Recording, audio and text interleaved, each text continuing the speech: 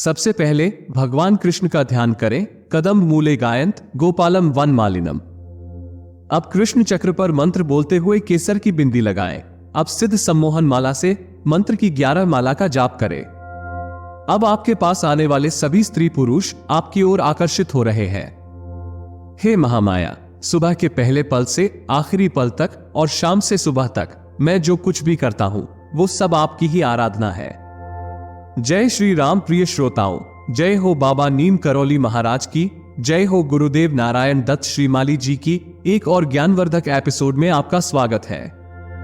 कृष्ण तंत्र के माध्यम और गुरु कृपा से सम्मोहन को आप अपनी आंखों में उतारिए, जिससे कि जीवन में आपकी योग्यता और पौरुषता की वृद्धि हो और आप अधिक से अधिक स्त्री और पुरुषों को सम्मोहित कर सके।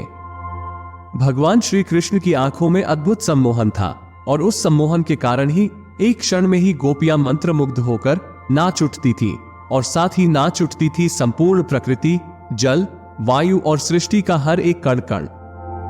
कभी भी सुगंध उल्टी हवा की दिशा में नहीं बहती है, किंतु पूर्ण पुरुष की सुगंध उल्टी हवा में भी बह जाती है। वो सभी दिशाओं में प्रवाहित होती हुई देवताओं और अप्सराओं को भी मोहित कर लेती है।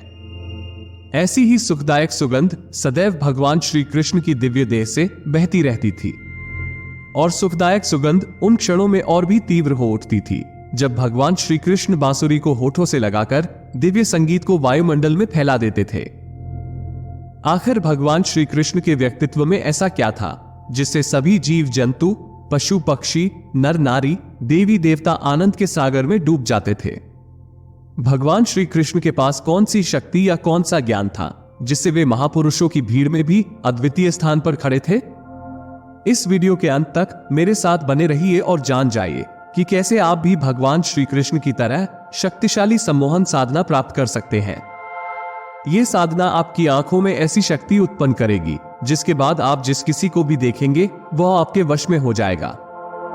तो अगर आज की वीडियो आपको अच्छी लगे तो वीडियो को लाइक और चैनल को सब्सक्राइब करना ना भूले और हाँ, नोटिफिकेशन बेल आइकॉन को जरूर दबा दें, जिससे आने वाली सभी वीडियो आपको तुरंत ही प्राप्त हो जाए।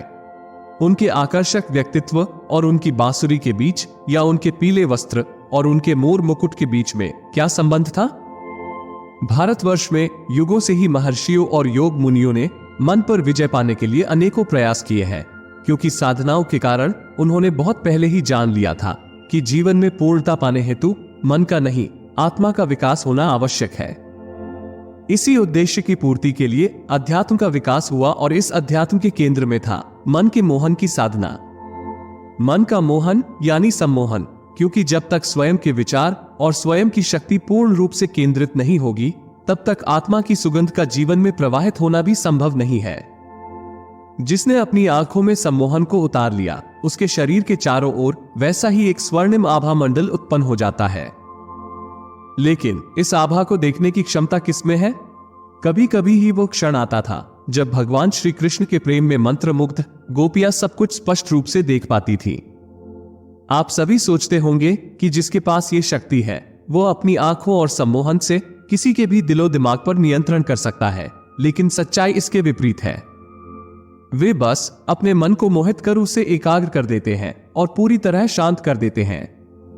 जब हमारी पूरी ऊर्जा एकत्रित हो जाती है और जब हम बेकार के विचारों में ऊर्जा बर्बाद नहीं करते हैं तब आत्मा मन पर नियंत्रण पा लेती है। मुझे एक बात बताओ, क्या चंद्रमा आप पर जादू करता है या आप ही उसकी अद्भुत छटा पर मुग्ध हो जाते हैं? क्या गुलाब की सुगंध आपको सम्मोहित करती है या आप ही उसकी सुगंध में बह जाते हैं? चंद्रमा और गुलाब दोनों की ही दिव्यता हर क्षण हर दिशा में प्रवाहमान रहती है। वो तो आप पर निर्भर है कि आप उससे किस प्रकार प्रभावित होते हैं। और दिव्य पुरुष का सौंदर्य भी ऐसा ही है कि आप मुग्ध हुए बिना नहीं रह सकते हैं, क्योंकि उसके सौंदर्य में, उसकी आंखों में, उसके मुख मंडल पर एक दिव्य छटा होती है, एक ब्रह्म शक्ति की आभा होती है। सुगंध शरीर से प्रवाहित होती रहती है, दिव्य वचन मुख से निकलते रहते हैं और एक अद्भुत संगीत उसके कंठ से प्रवाहित होता रहता है।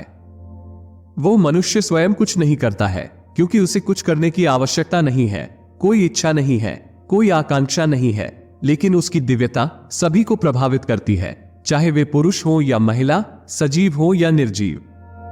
संन्यास, सम्मोहन, संयम ये अलग अलग जीवन शैलियां नहीं है, इन सब के पीछे मूल विचार एक ही है कि किसी भी तरह से मन को संतुलित और मोहित किया जाए। जब भी आप ऐसा करेंगे, आपको अपने भीतर एक दिव्यता, एक सुगंध, एक संगीत का एहसास होगा, जो न केवल आपके जीवन को बल्कि आपके आसपास के लोगों के जीवन को भी प्रेम से भर देगा। और सम्मोहन की इस अवस्था को प्राप्त करने के लिए यह एक अनोखी कृष्ण तंत्र साधना है, जिसे यदि जन्माष्टमी या मासिक कृष्ण जन्माष्टमी पर किया जाए तो निश्चित ही आप सफलता के सर्वोच्च शिखर को छू सकते हैं। तो चलिए अब हम साधना की ओर बढ़ते हैं। तो साधना के लिए जन्माष्टमी या मासिक कृष्ण जन्माष्टमी के दिन, जब मध्य रात्रि में वृषभ राशि का चंद्रमा रोहिणी नक्षत्र में हो, तब आपको ये तीव्र सम्मोहन साधना करनी चाहिए। इस साधना को आपको शाम के बाद शुरू करना है, क्योंकि साधना के बाद मध्य रात्रि में भगवान श्री कृष्ण की पूजा और आरती करना बहुत जरूरी है। अब बात करते हैं साधना में इस्तेमाल होने वाली जरूरी सामग्री की। आपको कृष्ण तंत्र के मंत्रों के द्वारा प्राण प्रतिष्ठ, सम्मोहन यंत्र, श्री कृष्ण चक्र और सम्मोहन माला की जरूरत होगी। शाम को स्नान करके स्वच्छ पीले वस्त्र धारण करें, उत्तर दिशा की ओर मुख करके पीले आसन पर बैठें। अपने सामने चौकी पर गुलाब की पंखुड़ियां बिखेरें। सम्मोहन यंत्र को किसी बर्तन में रखकर चौकी के बीच में रखें। आपको यंत्र का पूजन अष्टगंध, अक्षत, पुष्प, धूप, दीप आदि से करना है। आपको यंत्र के चारों ओर 8 कृष्ण चक्र स्थापित करने हैं। अब सबसे पहले भगवान कृष्ण का ध्यान करें। कदम्ब मूले गायंत गोपालम वन मलिनम, कदम्ब कुसुमः जुष्ट चिंतित्वा जनार्दन। अब कृष्ण चक्र पर मंत्र बोलते हुए केसर की बिंदी लगाएं। ओम किरीटाय नमः, ओम कुंडलाय नमः, ओम शंखाय नमः, ओम चक्राय नमः, ओम गदाय नमः, ओम पप्राय नमः, ओम अंकुशाय नमः, ओम धनुषे नमः। अब सिद्ध सम्मोहन माला से मंत्र की 11 माला का जाप करें। ओम सम सर्व सम्मोहनाय कृष्णाय मम सर्व आक्षणाय भद्राय ऊ फट। जाप होने के बाद पूजन समाप्त करें। मैं आपको सलाह दूंगा कि आप इस साधना को 15 दिन तक करें, ताकि आपको इस साधना की पूरी शक्ति मिल सके। 15 दिन की साधना पूरी होने के बाद अगली अष्टमी को यंत्र, माला और चक्र को किसी नदी में विसर्जित कर दें। इसके बाद प्रतिदिन एक माला मंत्र का जाप करें।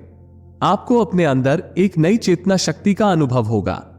आप जो भी कार्य करेंगे उसमें आपको सम्मोहन के माध्यम से सफलता मिलेगी और आप स्वयं अनुभव करेंगे कि आपके अंदर युवा ऊर्जा का संचार हो रहा है और आपके पास आने वाले सभी स्त्री पुरुष आपकी ओर आकर्षित हो रहे हैं। अंत में मैं अपना परिचय दे देता हूं। मैंने बिहेवियर साइंस, साइकोलॉजी और डिमोनोलॉजी में अपनी शिक्षा पूरी की है और साथ ही पिछले 15 सालों से गुरु मार्गदर्शन में स्पिरिचुअलिटी सीख रहा हूं। मैंने इच्छाओं को प्रकट करने के लिए स्पिरिचुअलिटी, साइकोलॉजी और डिमोनोलॉजी के तरीकों का अध्ययन करने में 1 दशक से अधिक समय बिताया है। इस मनमोहक यात्रा में मेरे साथ शामिल होने के लिए धन्यवाद। यदि आप भी मेरी तरह प्रकृति के रहस्यों को समझाना पसंद करते हैं तो मैनिफेस्ट ट्रांसपोर्ट को लाइक, शेयर और सब्सक्राइब करना ना भूलें। अगली बार तक साधना करते रहें और याद रखें, जो लोग विश्वास करने का साहस करते हैं, ईश्वर हमेशा उनकी पहुंच में है। जय श्री राम।